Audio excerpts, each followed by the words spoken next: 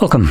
In front of me is the new Motorola Edge 40 Neo, and today I'll go over unboxing along with a quick look at this new device.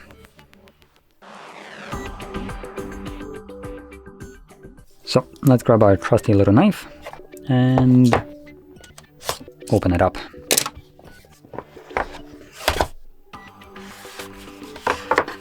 So here we got, let's see what we got actually in here. Oh, we got a plastic case. Interesting. So it comes included, rigid, and then just paperwork, so nothing really important. Next is the phone.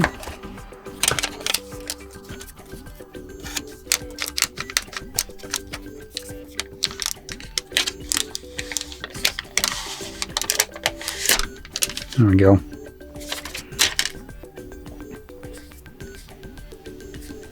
It's a bit weird. Same thing as on the box. Now it shows the color of the phone, and for some reason they also have the same thing right here. If the camera can catch focus, thank you, camera. Apparently it's turning on too. So yeah, Phantom Black, what is it? Black Beauty. Okay then. So there we go, that's the phone itself. Now below here we get a charger, which is a rarity nowadays because apparently chargers contribute to e-waste, not like the phones don't. It's a Type-C charger, so pretty nice that it actually comes included, and a cable, Type-C to Type-C.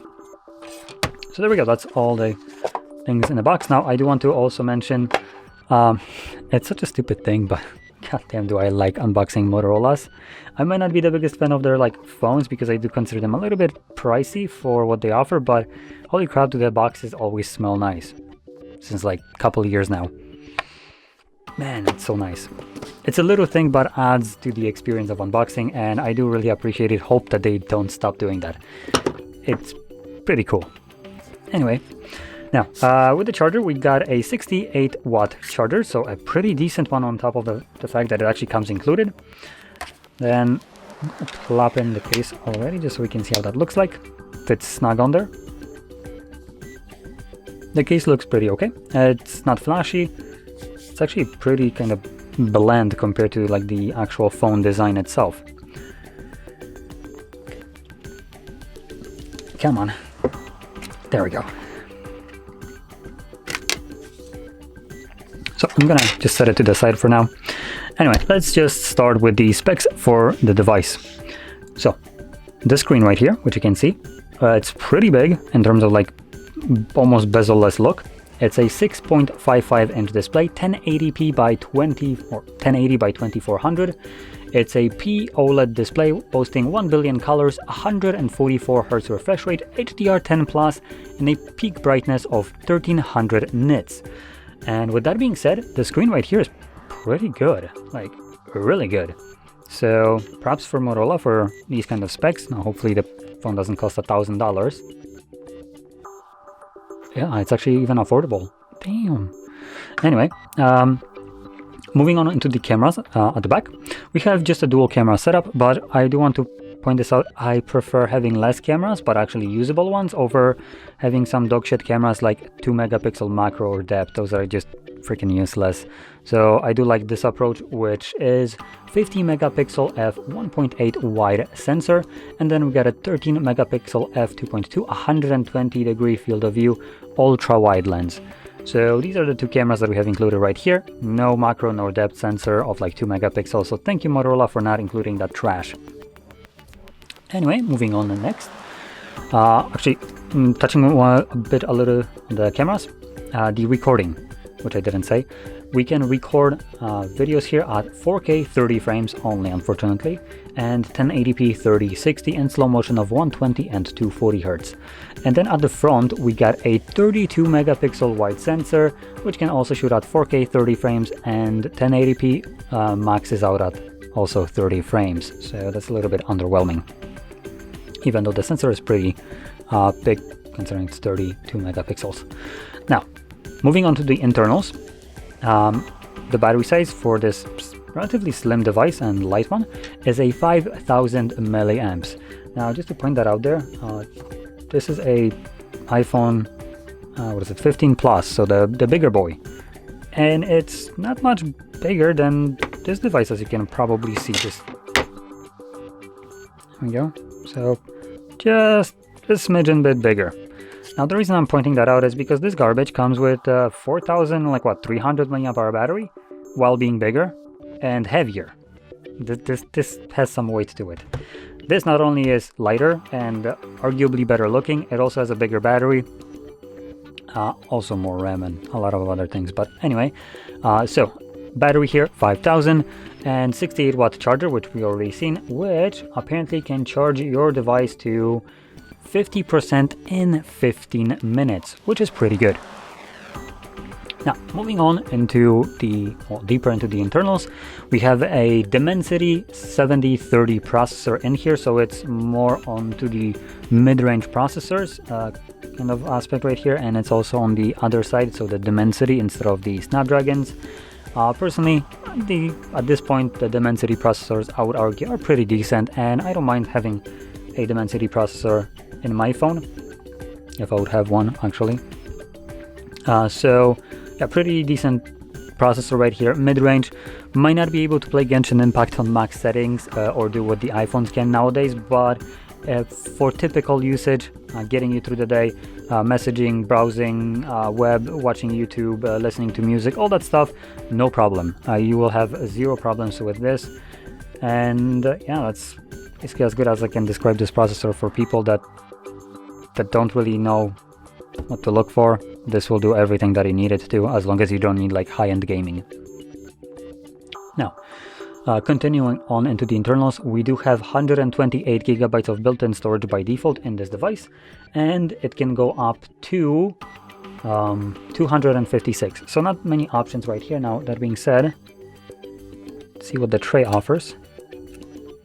And the tray only offers a single SIM card, so there is no expendable storage, unfortunately. So when you go with 128 or 256, that's as much as storage as you will get, unless you are planning to use maybe something like this. So this will basically take a SD card and plugs in through USB-C, giving you the option to expand the storage briefly, because obviously you need to have that plug in. So you just kind of like clip it like that, and then you can just transfer data over to some kind of SD card. That's as best as you can do here. Now, moving on, I did say the storage, the RAM, we have two options, 8 or 12, and again, they are locked to storage. So if you go with 128, you get 8 gigs of RAM, 256 gig storage gets 12. Now, if you don't need the 256 gigabytes of storage, don't worry, 8 gigabytes of RAM is plenty enough for a phone. You don't need more. Phones nowadays are approaching basically computer level of like RAM, which is absolutely useless. I'm pretty sure most of the devices are probably capping at like 4 gigabytes usage at any given moment, so having 12 gigs is just redundant. But obviously manufacturers won't let you know that. So if you want, obviously you can save money on here by going for the lower end model. 8 gigabytes of RAM should be good enough. Now, in terms of the storage type in here, we have some weird one, UMCP, which I haven't seen that before, so I don't know how good that is. Obviously most devices have something like a NVMe storage, for instance iPhones, or what are the other ones? Damn, I forgot the names for the other ones. I'll just quickly check it. So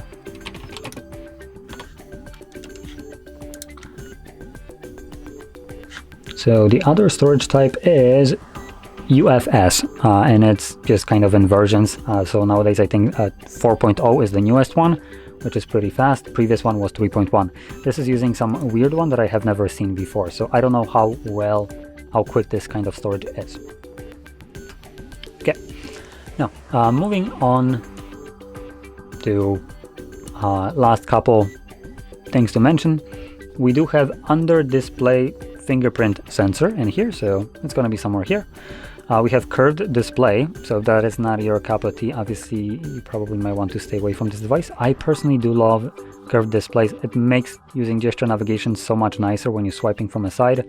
So that is a very nice thing to have. I personally love it, so pretty nice. And obviously you have anything else that you would expect from a device, like accelerometer, gyro, proximity, compass, and so on. Now, with that being said, this entire package will run you roughly $530, so basically mid-range phone for mid-range price. And that being said, let's touch upon a couple of the very nice things that come with this mid-range device, which will be the high refresh rate display being 144 Hertz, not even 20, it's 144, so that's pretty nice. It is more of a gimmick, the extra 24 frames per second that you would get. It's not noticeable, but still nice that they actually went for that. The fact that this device comes with a OLED display, the P OLED, the part P of it stands probably for the actual like curved displays.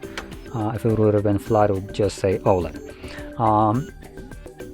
So those are the two main decent parts. Additionally, the brightness of this device can get pretty bright at 1300 nits. That is pretty decent brightness. Should have no problem viewing this device outside during sunlight when it's like blasting straight at your device, so that's pretty good. Another good thing about this device is the charging speed along with the battery size. Those are pretty good as well.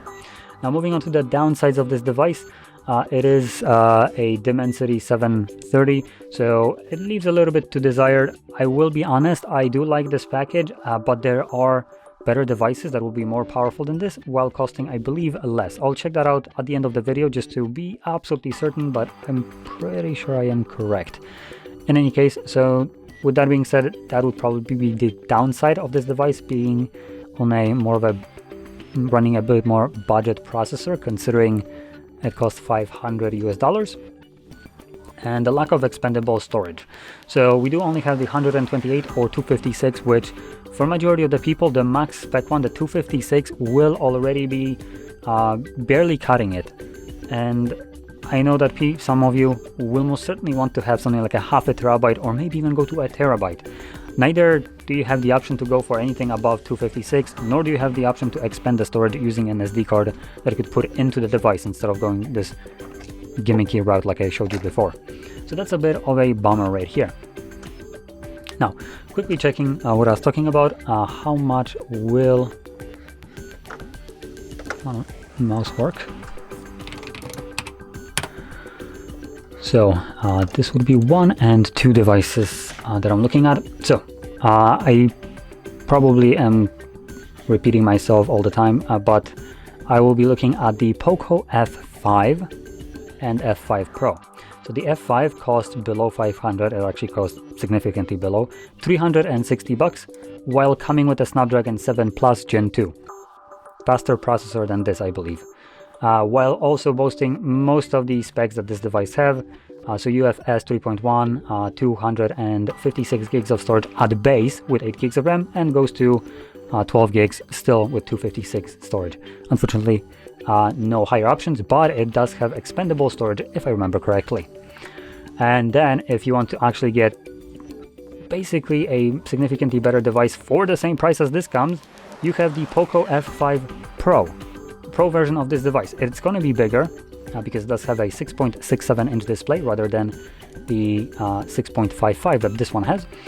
But you're basically getting a flagship device, having a definitely better processor, Snapdragon 8 Plus Gen 1, which is the previous generation highest end version, and also having basically everything that you expect, like 1400 nits, AMOLED display, 120 Hz refresh rate, 256 storage at the very base, going up to 512 and 12 gigs of RAM, 5100 mAh battery, and plenty of other features that you'd expect from an actual flagship device that comes at $495. So less than this, offering more than this. And that's kind of where I'm getting at. If you don't mind going for a Chinese device like the Poco F5 Pro, it will, for the price, be a significantly better device than this one, being faster. But like I said, not everyone will like the fact that or not, wouldn't like to pick up basically a Xiaomi device, which is understandable. In this case, if you don't want to, you know, go towards like Chinese phones, then by all means this device is still pretty good. I do like it. The aesthetics of it, the design, and what you get is still pretty good. I'm giving an option for people that might be interested in something a bit more powerful, while basically not paying anything more. So there we go. Now, with that being said, if you found this video helpful, don't forget to hit like, subscribe, and thanks for watching.